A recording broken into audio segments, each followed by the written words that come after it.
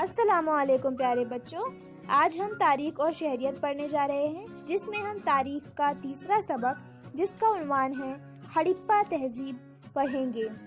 پیارے بچوں، اس سبق کے کل 7 اہم نکات ہیں، جس میں سے آج ہم پہلے 3 پڑھنے جا رہے ہیں، جن کا عنوان ہے ہڑپہ تہذیب، گھر اور شہر کی منصوبہ بندی، مہرے اور برتن۔ تو بچوں آئیے ہم شروع کرتے ہیں۔ آئیے عمل کر کے دیکھیے۔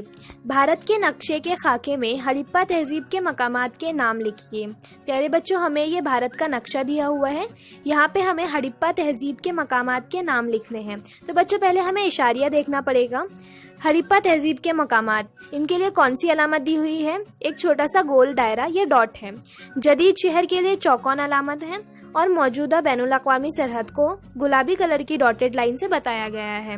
تو بچوں ہمیں ہڑپہ تہذیب کے مقامات کے نام لکھنے ہیں، تو ہمیں دیکھنا پڑے گا کون کون سے مقامات پر گول نشانی بنی ہوئی ہے یا چھوٹا دائرہ بنا ہوا ہے۔ تو دیکھو بچوں، موہنجو داڑو، ہڑپہ، بناولی، روپڑ، ہلاس، عالمگیر پول، کالی بنگن، راکھی گڑھی، یہ سارے مقامات جہاں پر گول نشان بنا ہوا ہے، یہ ہڑپہ تہذیب کے مقامات ہو گئے۔ تو آپ کو اس نقشے میں جتنے بھی ہڑپہ تہذیب کے مقامات والے نام آئے ہیں مجھے لکھ کر بتانے ہیں۔ تو پیارے بچوں، ہمارا پہلا ٹاپک ہے ہڑپہ تہذیب۔ بچوں، پنجاب میں ایک دریا گزرتا ہے جس کا نام دریائے راوی ہے۔ اس کے کنارے پر ہڑپہ ایک مقام کا نام ہے ہڑپہ۔ اس میں 1921 میں پہلی کھدائی کا کام شروع ہوا، اس لیے ہڑپہ تہذیب کے نام سے اسے جانا جاتا ہے۔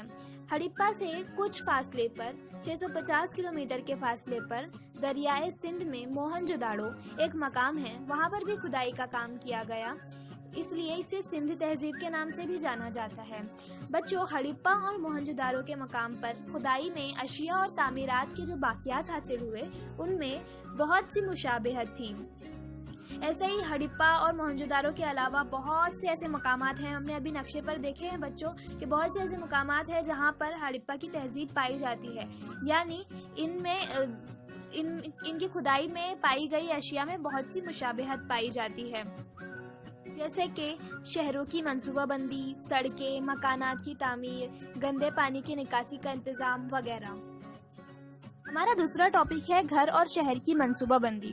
ہڑپہ تہذیب کے لوگوں کے مکانات اکثر پکی اینٹوں کے بنائے جاتے تھے، کہیں کہیں کچی اینٹوں اور پتھروں کا بھی استعمال کیا گیا ہے۔ بچوں، ان کے گھروں میں بیچ میں چوکون آنگن ہوا کرتا تھا اور آس پاس کمرے ہوا کرتے تھے۔ بڑے سے بیچ میں آنگن میں کنویں، غسل خانے اور بیت الخلا ہوا کرتے تھے۔ گندے پانی کی نکاسی یعنی گندے پانی کو نکالنے کا ایک بہت ہی بہترین انتظام تھا۔ ان کے پاس مٹی کی پکی نالیاں تھیں جسے وہ ڈھک کر رکھتے تھے، یعنی ان کے پاس حفظان صحت، مطلب اگر بچوں نالیاں کھلی ہوں گی تو انسان کی صحت پر بھی اثر پڑتا ہے، بہت سی گندگیاں پھیلتی ہے، اس لیے انہوں نے اس بات کا بھی دھیان رکھا ہے۔ بچوں، یہ تصویر میں آپ کو ہڑپہ تہذیب میں کنواں، اس کی تصویر آپ کو دکھائی گئی ہے۔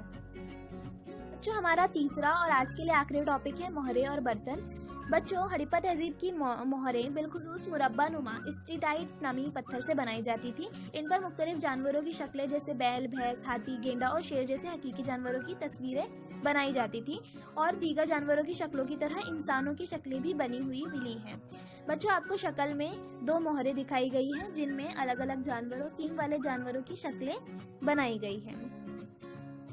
ہڑپہ کی کھدائی کے دوران بہت سے مختلف بناوٹ والے برتن ملے ہیں، ان میں لال رنگ کی سطح پر کالے رنگ سے نقش و نگار بنائے ہوئے برتن ہیں۔ نقش و نگار کے نمونوں میں مچھلی کے سفنوں، یعنی مچھلی کے اوپر جو اسکیلز آتے ہیں بچوں، وہ ایک دوسرے میں پھنسے ہوئے دائرے، اس طرح کی الگ الگ ڈیزائن بنی ہوئی تھی۔ جو ہڑپہ کے لوگ انسان کو دفناتے وقت اس میں ایک مٹی کا برتن رکھتے تھے۔ بچوں، اس تصویر میں آپ کو ہڑپہ کے مختلف برتنوں کے بارے میں دکھایا گیا ہے۔ یہ تھا ہمارا پارٹ 1، اب ہم اگلے لیکچر میں پارٹ 2 کریں گے۔